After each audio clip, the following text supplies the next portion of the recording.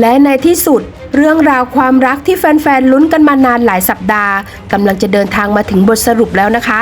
หลังจาก EP 7 ทิ้งระเบิดลูกใหญ่เอาไว้แบบไม่มีใครตั้งตัวทันเพราะไฟไม่เพียงแต่ยอมรับความรู้สึกของตัวเองกับกะเพราเท่านั้นแต่ยังเลือกที่จะยืนข้างคนที่ตัวเองรักแบบไม่ถอยอีกต่อไปประโยคที่ทำเอาแฟนๆบ้านไฟกรี๊ดกันสนั่นก็คือไฟรักน้องเพรา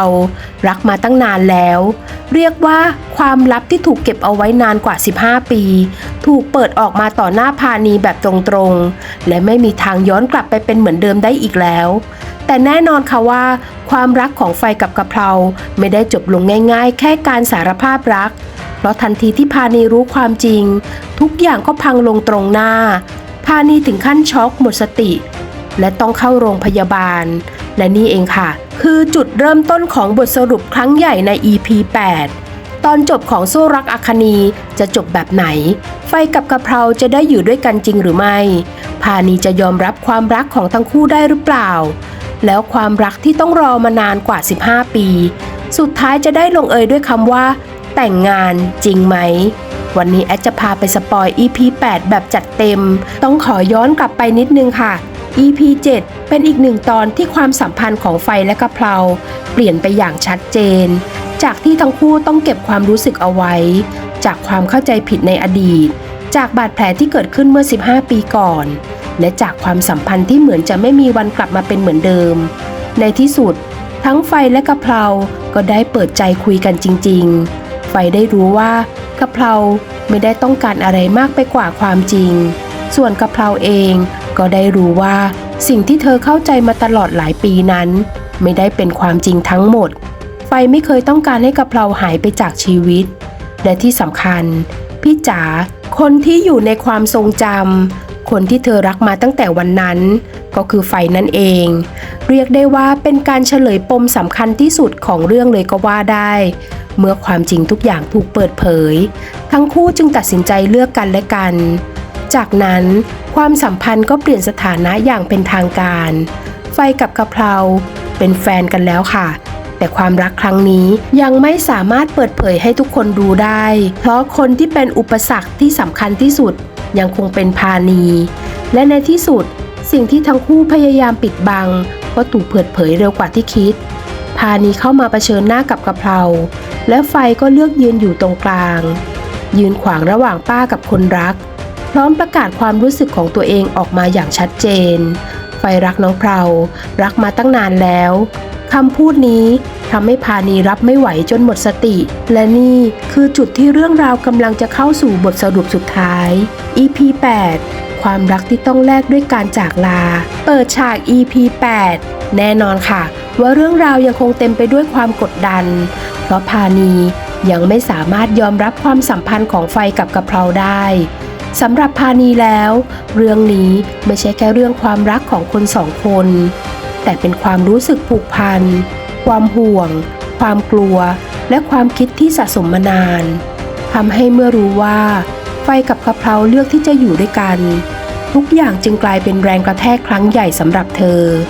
ขณะที่ไฟเองก็ต้องอยู่ในสถานการณ์ที่ลำบากมากเพราะด้านหนึ่งคือคนที่เธอรักอีกด้านหนึ่งคือป้าที่เธอผูกพันและไม่สามารถทอดทิ้งได้และนี่แหละค่ะทำให้กะเพราตัดสินใจครั้งสำคัญเธอเลือกที่จะถอยออกมาไม่ใช่เพราะไม่รักไฟแต่เพราะเธอรักไฟมากพอที่จะไม่อยากเห็นคนที่ตัวเองรักต้องสูญเสียครอบครัวไปเพราะความสัมพันธ์ของตัวเอง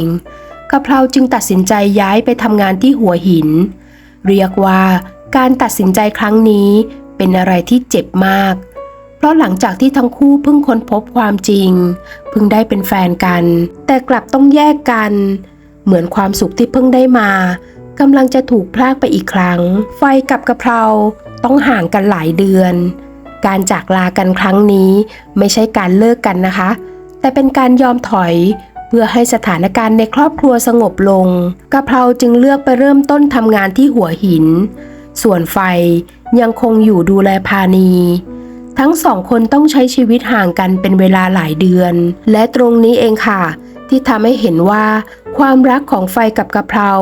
ในตอนนี้ไม่ใช่เพียงความรู้สึกชั่ววูบอีกต่อไป เพราะถึงแม้จะไม่ได้อยู่ด้วยกันแต่หัวใจของทั้งคู่ก็ยังเหมือนเดิมยังคิดถึงกัน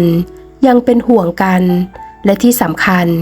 ยังรอวันที่จะได้กลับมาอยู่ข้างกันอีกครั้งเรียกว่าความรักครั้งนี้ผ่านมาทั้งความเข้าใจผิดความเจ็บปวดการพลัดพรากและความลับที่ถูกปิดเอาไว้นานถึง15 ปีแต่สุดท้ายทั้งคู่ก็ยังเลือกกันเมื่อพาณีเริ่มเปลี่ยนไปอีกหนึ่งประเด็นสำคัญของ EP 8 ก็คือการเปลี่ยนแปลงของพาณีหลังจากเหตุการณ์ต่างๆที่เกิดขึ้นพาณีเริ่มเข้าสู่กระบวนการรักษาและเมื่อเวลาผ่านไปเธอเริ่มมองเห็นบางอย่างที่ตัวเองไม่เคยยอมรับมาก่อนนั่นก็คือความรักของเธอที่มีต่อไฟอาจกำลังกลายเป็นการยึดติดจากความรักและความห่วงกลายเป็นการพยายามควบคุมชีวิตของหลานจากการคิดว่าตัวเองกำลังปกป้องไฟกลับกลายเป็นว่าสิ่งที่เธอทำกำลังทำให้ไฟไม่มีความสุขและเมื่อมองย้อนกลับไปพาณีจึงเริ่มเข้าใจว่าถ้ารักใครจริงๆบางครั้งสิ่งที่ยากที่สุดไม่ใช่การรั้งเขาเอาไว้แต่คือการยอมปล่อยให้เขาได้เลือกชีวิตของตัวเองอย่างไรก็ตามก่อนที่ทุกอย่างจะคลี่คลายเรื่องราวกลับเกิดเหตุการณ์ที่ทำให้ทุกคนแทบหัวใจหยุดเต้นจุดเปลี่ยนครั้งใหญ่เมื่อไฟประสบอุบัติเหตุหลังจากต้องห่างจากกะเพรามานานหลายเดือนไฟตัดสินใจเดินทางไปหาเธอแต่ระหว่างขับรถไฟประสบอุบัติเหตุและเหตุการณ์นี้กลายเป็นจุดเปลี่ยนสำคัญของทุกคนเพราะจากคนที่เคยคิดว่าตัวเองสามารถควบคุมทุกอย่างได้จากคนที่พยายามรักษาความสัมพันธ์ในแบบของตัวเองพาณีกลับต้องเผชิญหน้ากับความจริงว่าชีวิตของไฟไม่ได้อยู่ในการควบคุมของเธอและถ้าวันนี้เธอยังเลือกที่จะยึดไฟเอาไว้ด้วยความกลัวสิ่งที่เธออาจต้องสูญเสียจริงๆก็คือหลานสาวที่เธอรักที่สุดเหตุการณ์ที่ไฟประสบอุบัติเหตุจึงทำให้พาณีเริ่มยอมปล่อยวางและในที่สุดคนที่เคยเป็นกำแพงขวางความรักของไฟกับกะเพรากลับกลายเป็นคนที่เปิดประตูให้ทั้งคู่ได้กลับมาเจอกันพาณีเป็นฝ่ายเรียกกะเพรากลับมาและนี่คือหนึ่งฉากที่แอดคิดว่าแฟนๆต้องรอดูค่ะเพราะหลังจากที่พยายามแยกไฟกับกะเพรามาตลอดสุดท้ายพาณีกลับเป็นฝ่ายเรียกกะเพรากลับมาหาไฟด้วยตัวเองเรียกว่าจากคนที่ไม่ยอมรับกลายเป็นคนที่ยอมปล่อยและจากปัญหาของความรักกลายเป็นส่วนหนึ่งของการทำให้ความรักครั้งนี้เดินต่อไปได้ตรงนี้ทำให้เรื่องราวของพาณีไม่ได้จบลงด้วยการเป็นตัวร้ายเพียงอย่างเดียวแต่เป็นตัวละครที่ต้องเรียนรู้ว่าความรักไม่ใช่การครอบครองและการรักใครสักคนไม่ได้หมายความว่าเราจะมีสิทธิ์กำหนดว่าเขาต้องใช้ชีวิตอย่างไรเมื่อพาณีเริ่มยอมรับความจริงความขัดแย้งที่ลากยาวมาตลอดเรื่องจึงค่อยๆคลี่คลายและนอกจากเรื่องความรักของไฟกับกะเพราแล้ว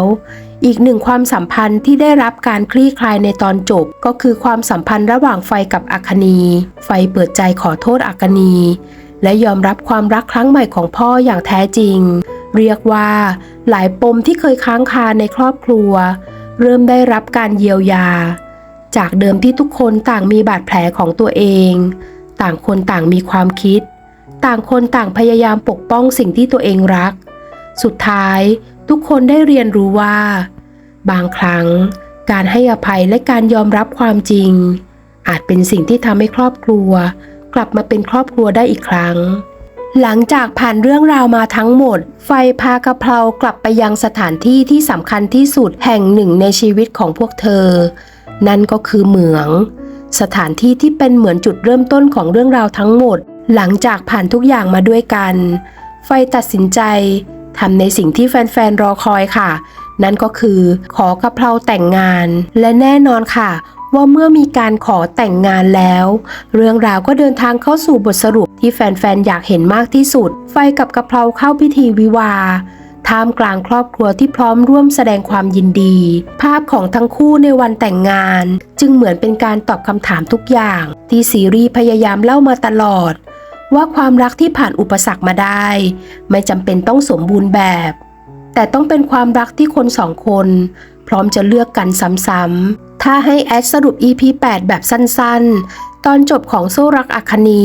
คือเรื่องราวของการปล่อยวางพานีต้องเรียนรู้ที่จะปล่อยไฟให้ได้ใช้ชีวิตของตัวเองกะเพราต้องเรียนรู้ว่าการรักไฟไม่ได้หมายความว่าเธอต้องเสียสละตัวเองตลอดไปไฟต้องเรียนรู้ที่จะยืนหยัดเพื่อความรักของตัวเองและสุดท้ายทุกคนต้องเรียนรู้ที่จะให้อภัยกันไฟกับกะเพราจึงสามารถกลับมาอยู่ด้วยกันได้อีกครั้งและไม่ใช่แค่กลับมาคบกันแต่กลับมาสร้างครอบครัวด้วยกันจากคู่รักกลายเป็นคู่ชีวิตเรียกได้ว่าโซ่รักอัคนี EP 8 เป็นตอนจบที่ปิดปมสำคัญแทบทุกด้านเลยนะคะทั้งความรักของไฟกับกะเพราความสัมพันธ์ในครอบครัวปมในอดีตที่ค้างมานานถึง15 ปีรวมถึงการเปลี่ยนแปลงของพานีและใครที่เดินทางมากับไฟและกะเพราตั้งแต่ต้นเรื่องบอกเลยค่ะว่าตอนนี้ถึงเวลาส่งพวกเธอกลับคืนสู่นิยายแล้วพบกับโซ่รักอัคนีตอนจบวันเสาร์ที่ 29 สิงหาคมนี้เวลา 20:30 ทางช่อง 7 HD และรับชมออนไลน์เวอร์ชันอันคัตเวลา 21:30 ผ่านแอป iQIYI และเว็บไซต์ iq.com เจอกันใหม่คลิปหน้าสวัสดีค่ะ